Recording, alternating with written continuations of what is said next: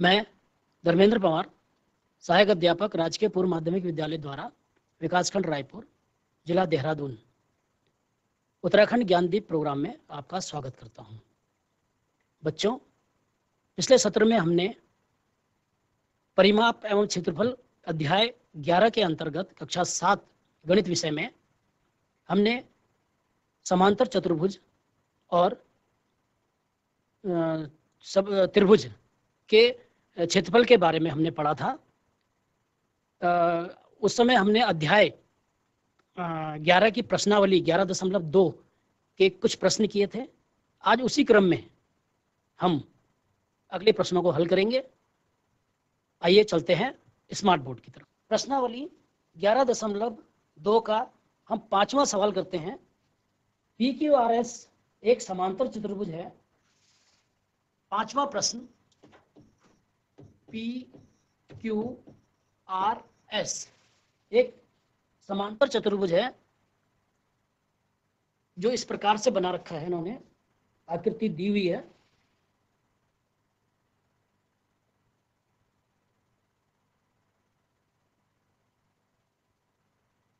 इस प्रकार की क्या आकृति दे रखी है।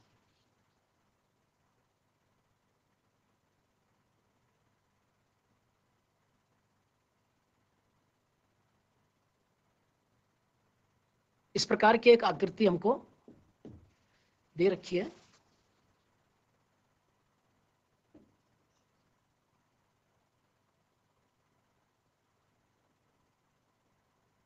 इस समांतर चतुर्भुज में इसका नाम दे रखा है PQRS।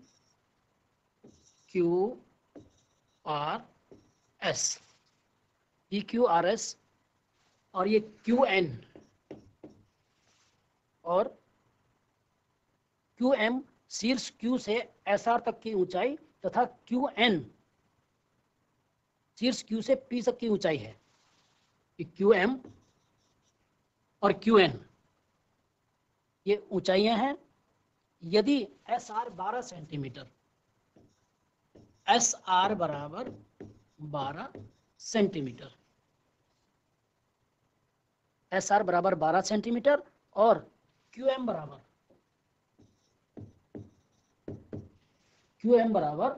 7.6 सेंटीमीटर हो तो ज्ञात कीजिए। नंबर ए, दो चीजें पूछ रखी हैं इसमें। एक, समांतर चतुर्भुज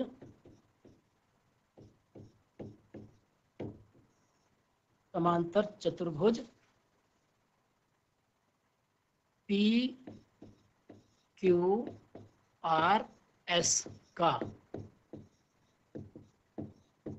क्षेत्रफल, और बी, QN यदि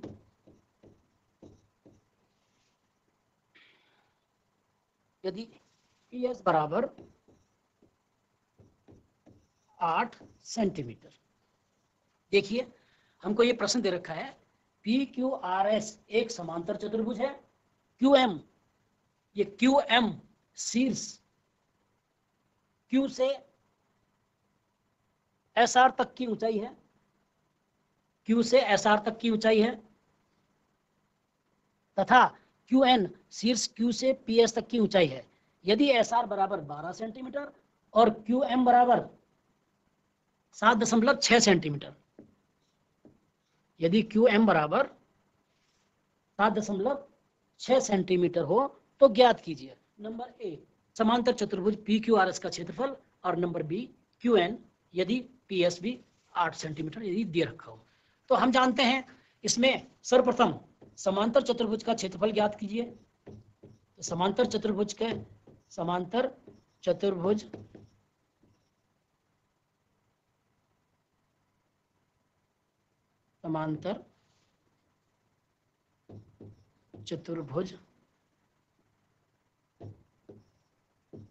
का क्षेत्रफल बराबर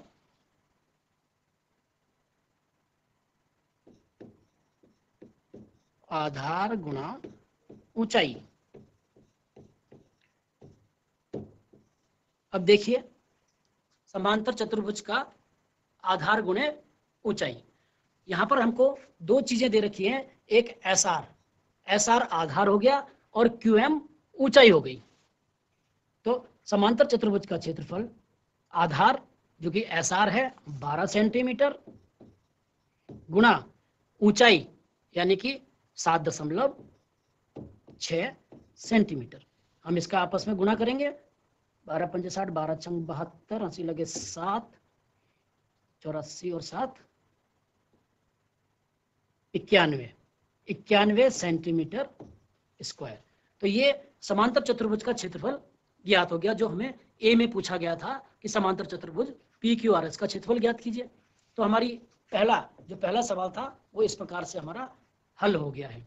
अब दूसरी कंडीशन उन्होंने कहा है बी प्रश्न बी में उन्होंने पूछ रखा है कि क्यू एन हमको ज्ञात करना है यदि पी एस 8 सेंटीमीटर। आप आकृति को देखेंगे तो पी एस हमारा आधार है और क्यू एन हमारा यहाँ पर ऊंचाई है। तो इसके लिए भी हम फिर वही फॉर्मूला लगाएंगे, समांतर चतुर्भुज का क्षेत्रफल बराबर समांतर चतुर्भुज का क्षेत्रफल बराबर आधार गुणा ऊंचाई। अब यहां पर आप देख रहे होंगे कि आधार हमको दे रखा है, आधार हमको पीएस यानी कि पीएस हमको दे रखा है 8 सेंटीमीटर गुणा क्यूएन यानी कि क्यूएन हमको क्या दे रखे है, ऊंचाई। ये ऊंचाई हमको ज्ञात करनी है।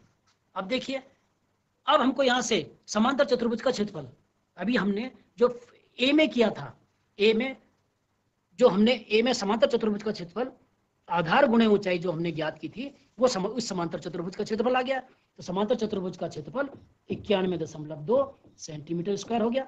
इससे हम भुजा क्यूएन ज्ञात कर सकते हैं या ऊंचाई क्यूएन ज्ञात कर सकते हैं 91.3/8। तो इस प्रकार हमारा 8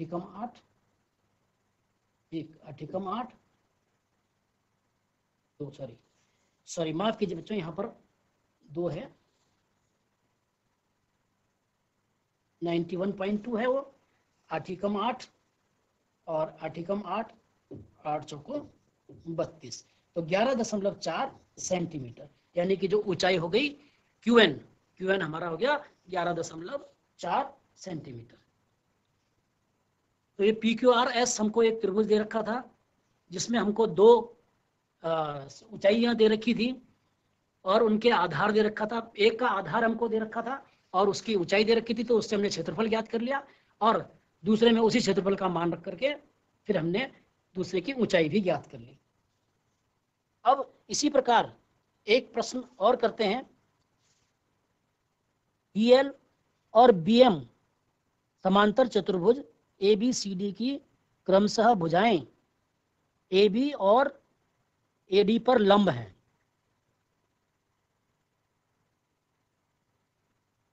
यदि समांतर चतुर्भुज का क्षेत्रफल 1470 सेंटीमीटर स्क्वायर है तो AB बराबर 35 सेंटीमीटर और AD बराबर 49 सेंटीमीटर है, तो BM और DL की लंबाई ज्ञात कीजिए। तो इस प्रकार हमने एक चित्र हमको दे रखा है। ये 6वां प्रश्न,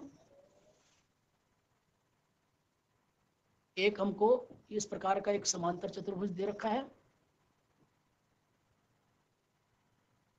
इसमें हमने ABCD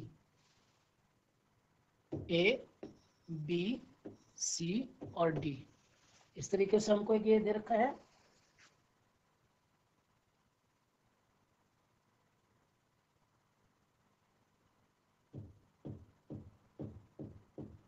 ये BM समांतर चतुर्भुज, ये DL और BM समांतर चतुर्भुज ABCD कौन सा भुजाएं AB और AD पर लंब है। AD पर जो लंब हो गया वो BM हो गया और DL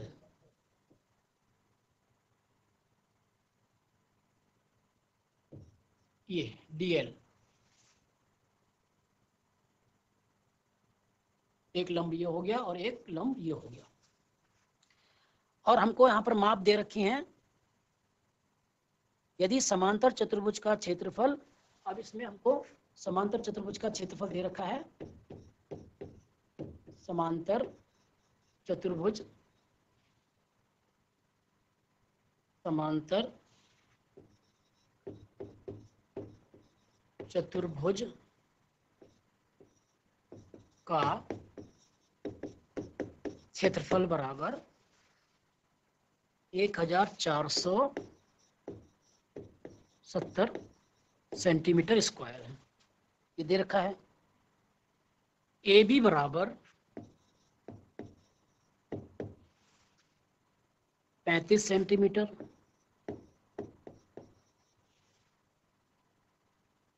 ए डी बराबर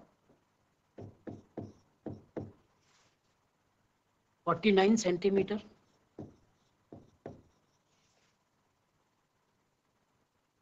तो बीएम और डीएल की लंबाई ज्ञात कीजिए। बीएम और डीएल की लंबाई ज्ञात कीजिए, यानी कि बीएम यानी ऊंचाइयां, हमें इसमें ऊंचाइयों को ज्ञात करना है। समांतर चतुर्भुज का क्षेत्रफल,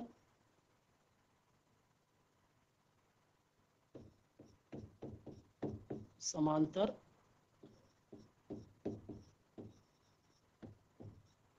चतुर्भुज का क्षेत्रफल बराबर आधार गुणा ऊंचाई, आधार गुणा ऊंचाई। अब यहाँ पे समांतर चतुर्भुज का क्षेत्रफल दे रखा है 1470। इसमें आधार ए बी, यानी कि हमारे पास यहाँ पर आधार ए बी है और गुणा ऊंचाई डीएल, डीएल। तो 1470 हमको ये दे रखा है। ए बी, यहाँ से ए बी हमको दे रखा है 35 और डीएल हमको ज्ञात करना है। अब इससे हम डीएल ज्ञात कर सकते हैं। डीएल बराबर 1470 बटे 35 को काटेंगे, 7 पंजे 35, 7 दूनी 14, 7 एकम 7, 0। ये हो गया हमारे पास 210 बटे 5। इसको 5 से फिर काटेंगे, 5 चौको 20 और 5 दूनी 10, यानी कि हमारे पास डीएल बराबर 42 सेंटीमीटर।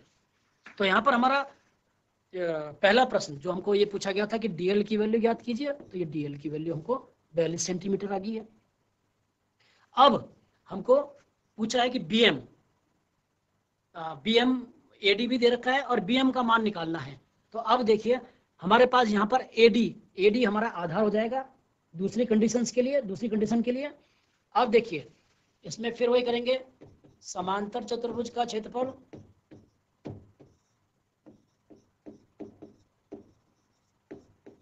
समांतर चतुर्भुज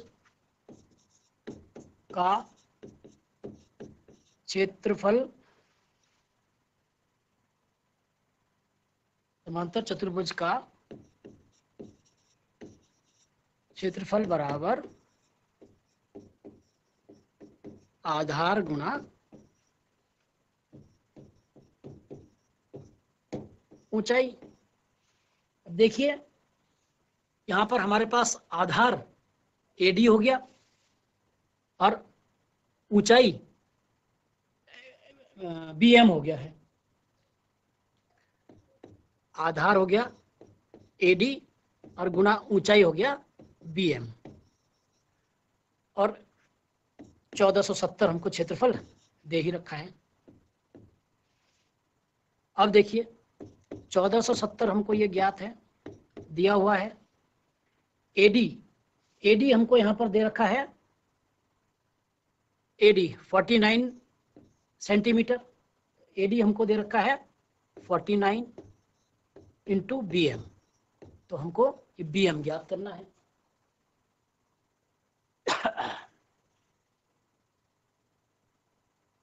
बीएम, अब हमको बीएम को ज्ञात करने के लिए उसी प्रकार करेंगे 1470 अपॉन 49, इसको फिर 7 से काटते हैं, 7 सत्ते 49, 7 दूनी 14, 7 एकम 7 0, और इसको फिर ये 12,210 बटे 7 हो गया, 7 एकम 7, 7 दूनी 14, 7 तिया 21, ये 30 हो गया, यानी कि हमारा पास 30 सेंटीमीटर इसकी ऊंचाई आ गई।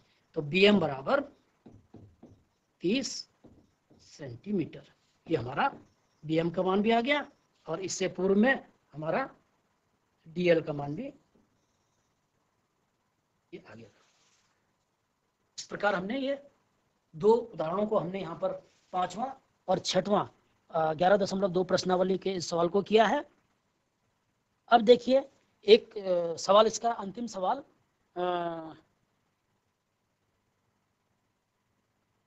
एक त्रिभुज ABC A पर समकोण है और AD भुजा BC पर लंब है।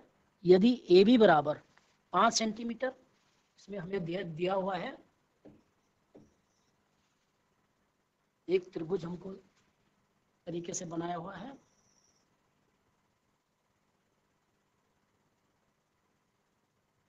त्रिभुज हमको दे रखा है A B A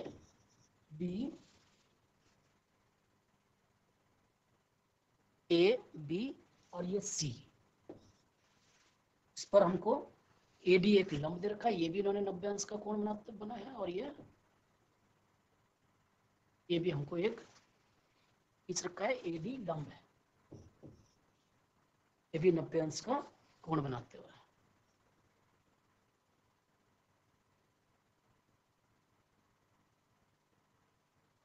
यदि AB बराबर 5 सेंटीमीटर, AB ये हमको 5 सेंटीमीटर दे रखा है, AB बराबर 5 सेंटीमीटर, BC बराबर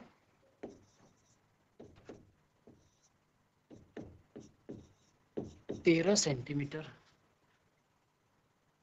AC बराबर 12 सेंटीमीटर। तो त्रिभुज ABC का क्षेत्रफल ज्ञात कीजिए, त्रिभुज ABC का क्षेत्रफल ज्ञात कीजिए, AD की लंबाई भी ज्ञात कीजिए।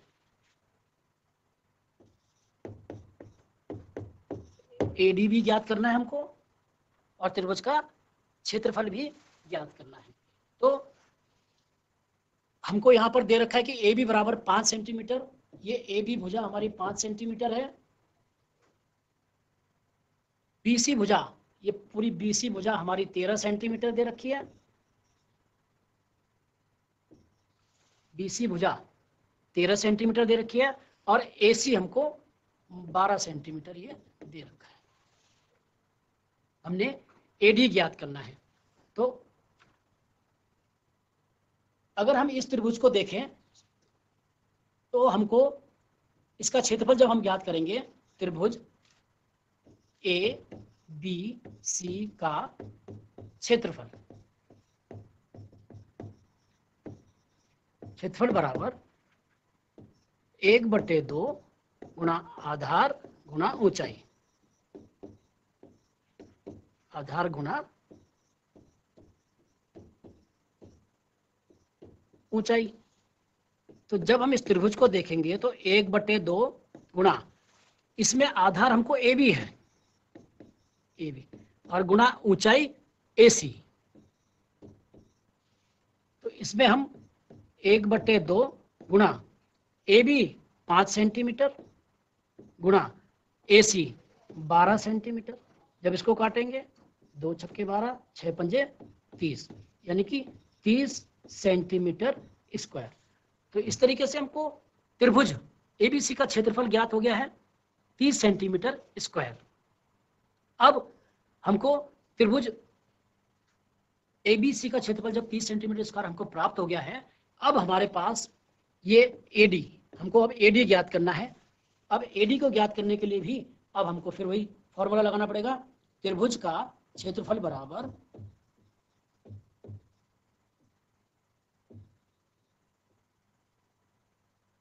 त्रिभुज का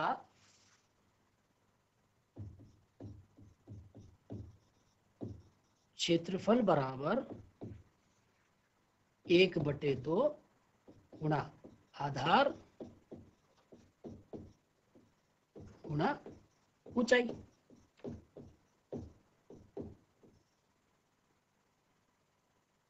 एक बटे दो। अब आधार, यहां पर आधार हमारा BC है, गुणा ऊंचाई, ऊंचाई हमारी AD है, जो हमें पूछा गया है कि उसको ज्ञात करना है, यानी AD हमको ज्ञात करना है।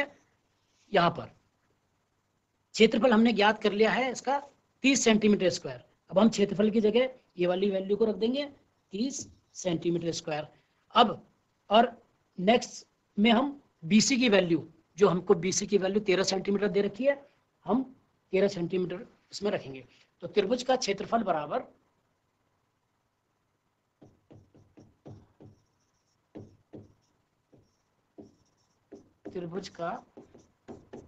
क्षेत्रफल बराबर 1/2 गुणा आधार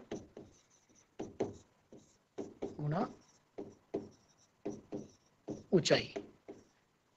तो त्रिभुज का क्षेत्रफल हमारा 30 सेंटीमीटर आ गया था, 1/2 की जगह 1/2 रखेंगे। आधार हमको 13 सेंटीमीटर दे रखा है।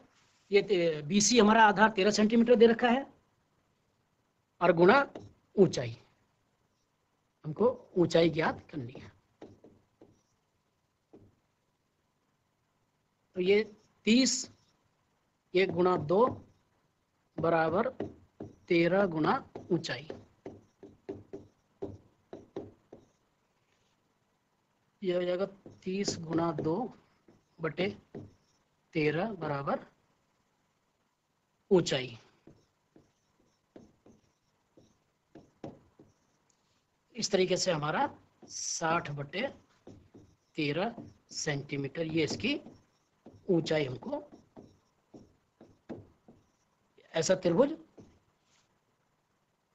इतने हमको एक ऐसा त्रिभुज दे रखा था जिसके हमको समकोण त्रिभुज था, जिस पर हमको AC AB और BC और AC हमको ये दे रखा था। हमने त्रिभुज का क्षेत्रफल भी ज्ञात कर लिया और AD की लंबाई भी ज्ञात कर ली। बच्चों, आज के सत्र में हमने कक्षा 7 की गणित अध्याय 11 में परिमाप एवं क्षेत्रफल के अंतर्गत हमने आज 2 आकृतियों के क्षेत्रफल के बारे में आंकिक प्रश्न किए, समांतर चतुर्भुज के क्षेत्रफल एवं त्रिभुज के क्षेत्रफल। आप इन त्रिभुज के क्षेत्रफल और समांतर चतुर्भुज के क्षेत्रफलों को याद रखिए। याद रखने के बाद उन आंकिक प्रश्नों को, जो हमारी 11.2 प्रश्नावली है, ये भी आज हमने संपूर्ण इसको समाप्त कर दिया है। आप 11.2 प्रश्नावली को घर पर कीजिए, इसको अभ्यास करते रहिए। जितना अधिक आप इसका अभ्यास करेंगे उतना ही आपके लिए बहुत ये इजी लगेगा। तो इस तरह से आप अपने घर में इन सवालों को बार बार अभ्यास करते रहिए। बच्चों, आप लोग जब तक इस कोरोना काल में स्कूल नहीं खुल जाते तब तक आप उत्तराखंड के इस ज्ञानदीप प्रोग्राम को देखते रहिए,